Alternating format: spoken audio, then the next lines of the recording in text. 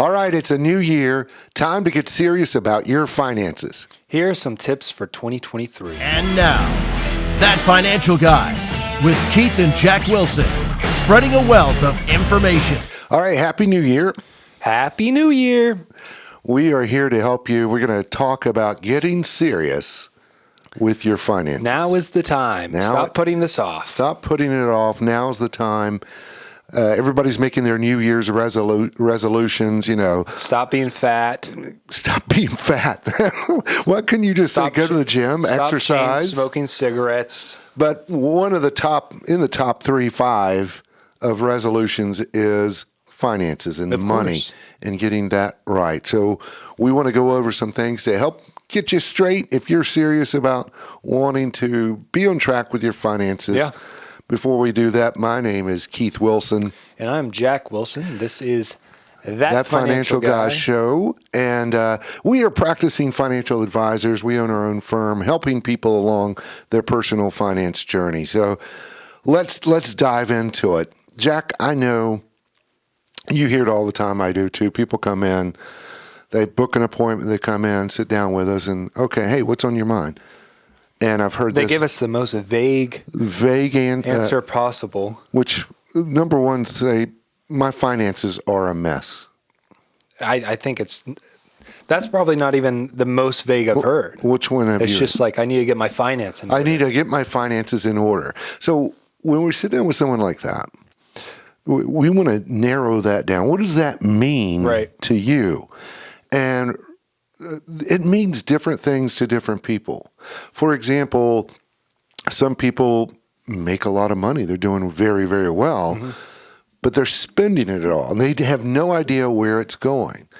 Other people, they're starting to make money, and they're just socking money away in the bank, knowing that I can't keep doing that. It needs to be invested. I just don't know how to get it started. But I think what I've found is it boils down to finances and getting them in order, budgeting, debt reduction, saving, retirement planning, and investing. So some people need one or some or all of those areas to be addressed. So, but for the most part, that's the biggest components see components that people are in need of assistance with. Right, and so we want to address each one of those to help you get your finances in order.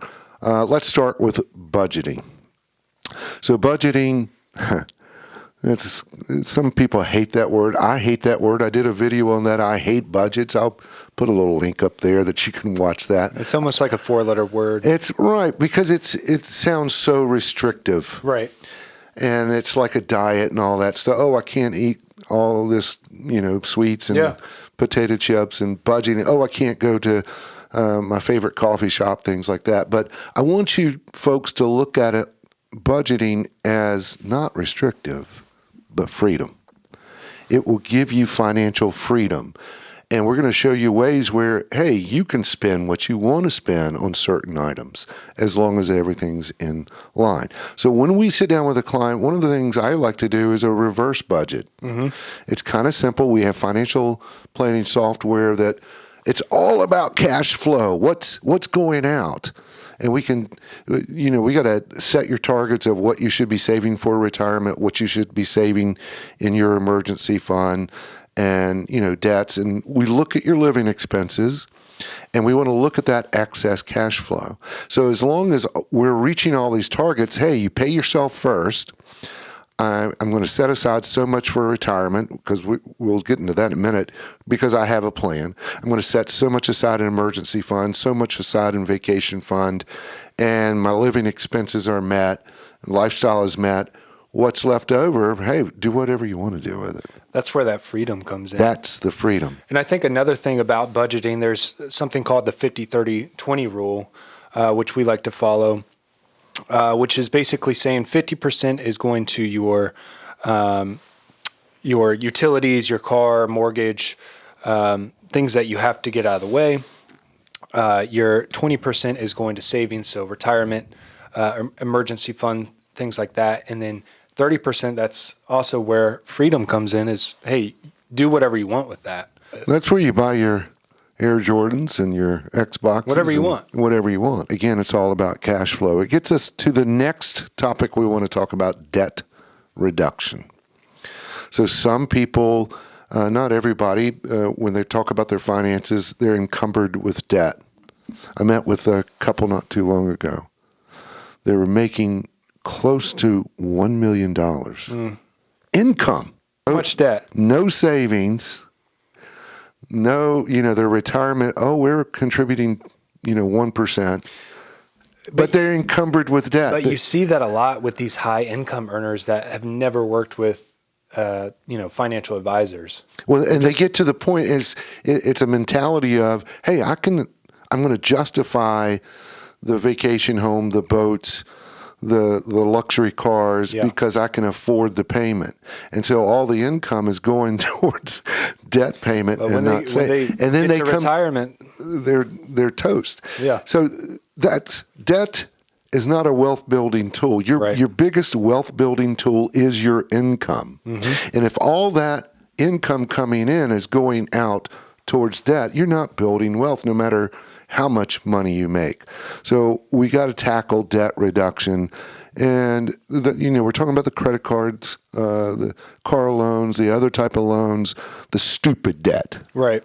Not so much mortgage. Everybody's going to have that. We're talking about stupid debt you shouldn't have gotten into. Couple ways to look at this. You can do the snowball effect of getting rid of this debt. So let's say you have several credit cards with various balances. I like to preach or teach, pay off the smallest balance first. The psychological effect. The psychological effect. Because that once you pay, if you would, let's say you have 5 credit cards, sock away the most you can on the lowest balance, pay the minimum payments on the others, forget about interest rates. I understand that's probably your biggest that's a math thing, and I got it. Debt payment anyway. But if you can tackle that smallest, maybe it's only $500 and you can get out of it in a couple of months, and you go, hey, that's one down. You can say, let's hey, go I to did the that. next lowest balance. And that's going to give you a sense of accomplishment. The other one would be the avalanche, where it's opposite. You're going to tackle the highest interest rate first. It'll take a lot longer. Mathematically, you'll probably save more in interest that way. Mm-hmm. But in my experience, I've only been doing this for 34 years. People give up more doing it that way because I'm just chipping away. This is taking forever. Yeah. And then they give up. And I think another thing is just reducing your cost. So I had Disney Plus for maybe a year or two. I'd never, ever get on Disney Plus. What's on Disney? Is that Disney? Everything Disney. Marvel and all that? Actually, yeah. So I watched all those. I used it for a couple weeks, but I'm not using it anymore. It's just sitting there. It's $10 or $11, something like that. But I canceled it. It's only $10 or $11, but that's back in my pocket now. But we're talking about reducing costs and subscription. The subscription services, things have changed so much in the last 10 years. It's all subscription. Cable is kind of dying out now. Cable's dying out. It's subscriptions. It's apps on everything, and that stuff adds up. And I'm going to make a confession to everybody and you. I'm guilty of these apps. And most of them are video editing apps or little, that's a neat little thing.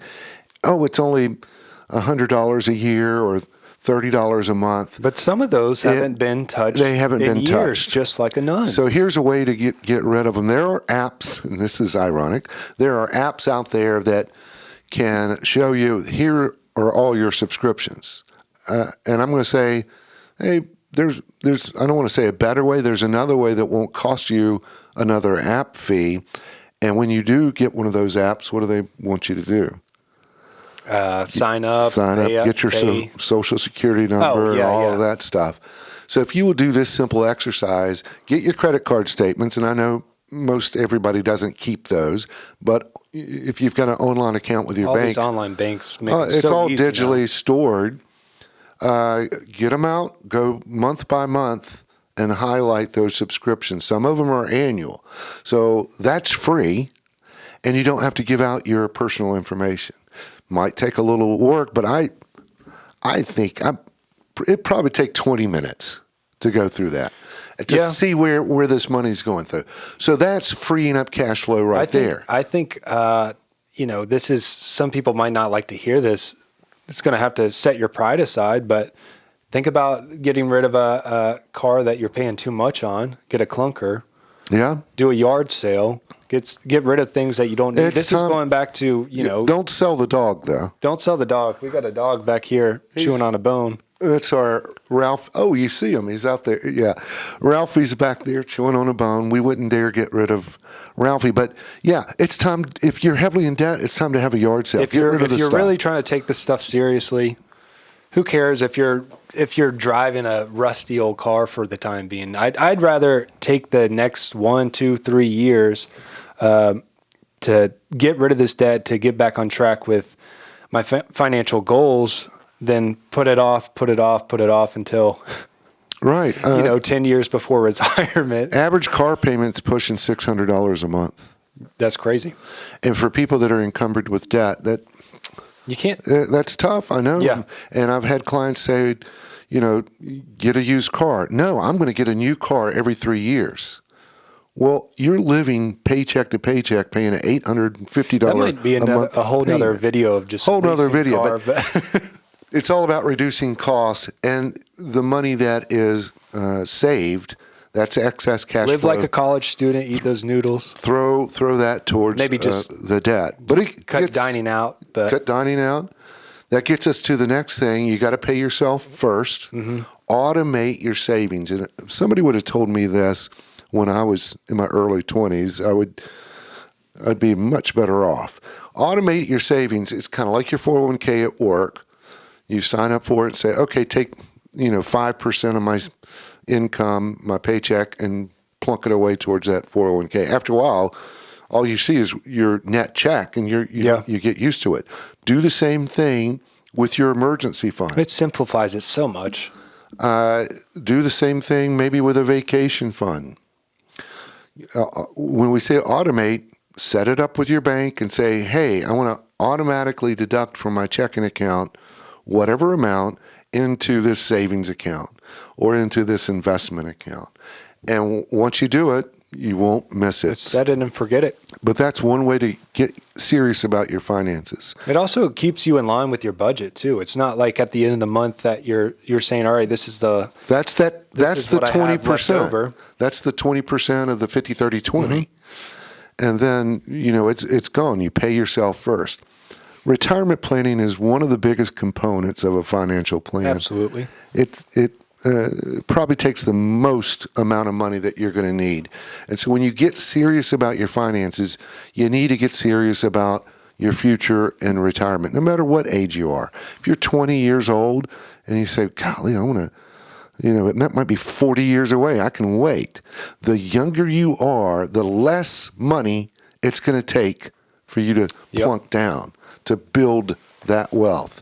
When you're in your mid-40s or 50s, you haven't started, now you're playing catch up. So start that retirement planning early because it's going to sneak up on you. And I've heard people say, well, that's 20 years away. Well, 15 years from now, it's only 5 years away, and it sneaks up on you. So a lot of people just want that instant satisfaction of getting that money now. Like, what do I want to put it in retirement fund for? But you got to think about it now. When we build a retirement plan, it's all about income. Yeah. You got to think about, all right, what do I want to live on when I retire? And the first question we ask is, when do you want to retire? That's kind of a hard question to ask a lot of people because they either don't know. They'll throw out 50. A lot of these younger people say, I'd like to retire. Okay, let's take that as an example. Let's say somebody's 30 and they say, Keith, I'd love to retire at 50. Okay, we got a target. Yeah. Now let's build around that target. If you want to retire at 50, how much money, if you were retired today, how much money would you need to live on? I'm not talking about vacation. I'm talking about paying the utilities, groceries, going out to eat a little bit, playing golf, doing whatever your lifestyle is. Once we get that figure, we adjust it for inflation and say, okay, now what do you want to do in retirement? Most people don't even know that. It's usually just vacation. It's vacation, travel, philanthropic stuff. But we have to have those goals. And then once we have that, we say, okay, if you want to retire at 50 with whatever, $8,000 a month of income in today's dollars, and you want to go on 3 trips a year, we look at where you are now, what have you saved up now, and then we say, okay, in order to do that, we can give you targets. Okay, you're going to have to save $2,000 a month or $1,000 a month. So it's even if it incrementally built. Even if it's not possible at 50, we still can. We can show you. We can show you the probability of success, and say sometimes that's a hard reality. Say, okay, I can't do that. So let's say 60, but this is a working, flexible plan that shows you, okay, if you want this, this is what has to be accomplished. But it's really time to get serious, and I think the age that I see is mid-40s, where people are really getting into it. But sometimes they're 30 and they're saying, yeah, I want to shoot for that, because they have experience with their dad or mom retired and having to eat Alpo and not making it, because you never know. Which gets us into investing. So some people, when they say, time to get serious about my finances, and what they're really talking about is, I want to invest. I want to invest. When somebody comes to you, Jack, and they say, hey, I want to invest, what's the first question you ask? Why? Why? What's the purpose? Why? And the biggest answer is, I want to make money. So we say that, and that's a pretty common mantra in our office when people say, I want to invest. And you say, why? It takes them aback. You need a purpose for it. You need a purpose. You need a goal for the money. And I think if you're in the position where you say, hey, I have excess cash flow in the bank. I'm not talking about your emergency fund. That's going to stay there. We don't touch that. But if you have excess cash flow that's just sitting there, not making a dime, well, maybe a little bit of interest, but not much. But people know that. And I think I said it at the top of the show, where many times I have people that are starting to make money, and they're just, this is more money than I've ever made in my life. I'm paying my bills. I got a lot of excess, and I'm not a spender. Oh, well, I'm just going to dump it in the bank account until I figure out what to do. And that's a good position to be in. That's a very good position to be in. And so when we invest, just to give you some idea, the average return of the S&P 500 index over the last 30 years, I looked this up. I mean, you can find it on Yahoo Finance. Over the last 30 years is around 10% a year. Now, a couple of things. I said S&P 500 index. You got to keep in mind, you cannot invest directly into an index. It is unmanaged. You can invest in securities that mimic an index, like an index fund. And the other thing, I've quoted 10%, almost 10% a year in the last 30 years. That's historical, and historical performance is not indicative of future return. So you got to be aware. I just wanted to give you an idea. And then I also just did a simple calculator. If you invested $500 a month for 30 years, earning 10%, it would be well over $1 million. Now, again, that's hypothetical. It's just a simple calculator that I use. It's also the long run. People have to understand that. And it's a long run. Building wealth is not overnight. Right. And contrary to popular belief, most millionaires today, it was not inherited. It wasn't a trust fund baby. They worked hard for it, and it took time. So when we invest, or when you invest, don't try to think of it as a lottery or gambling and thinking, I'm going to put all my chips on red and I'm going to make a big score here. No, it takes time. Think of it more as a marathon. It's more of exactly. It's not a sprint, it's a marathon. But once you start, it becomes addictive and saying, hey, and then you need to handle the rough times like we saw in 2022. Yeah. So most people I don't want to say most people, a lot of people will lose money during those times because of poor decisions. Market's down. I'm going to get out. Well, you're selling at a low end. Yeah. So this is for the long, investing is for the long term. Diversification is a strategy that we use, spreading out amongst different securities. Doesn't guarantee, success. It's just a strategy to minimize risk. Lastly, I would say set your goals this year incrementally. We just talked about budgeting, debt reduction, automating savings, getting a retirement plan going, starting investing, all of this stuff. You may not need all of it. Yeah. You may need some or a few of them. These are definitely the most common things that we see, though, when people come in. But set your goals incrementally. And write them down. Write them down and say, okay, by April, I want this particular card paid off, or by April I want X number of dollars in my emergency fund. Don't make it a guessing game. Never ever a guessing game. Follow your written down rules. Be confident in where you're going in 2023. Get serious about your finances, and you can do this. If you need help, just obviously give us a call. Actually, we've got a link. If you're watching this on YouTube, there is a link in the description below about how to set up your retirement plan, or setting some time with us to talk about it, free consultation, and all that good stuff. But 2023 is your year. It is your year, and I'm excited for it. Let's not put this off anymore. If you found value in this, we would love for you to give it a thumbs up. Follow us on our podcast.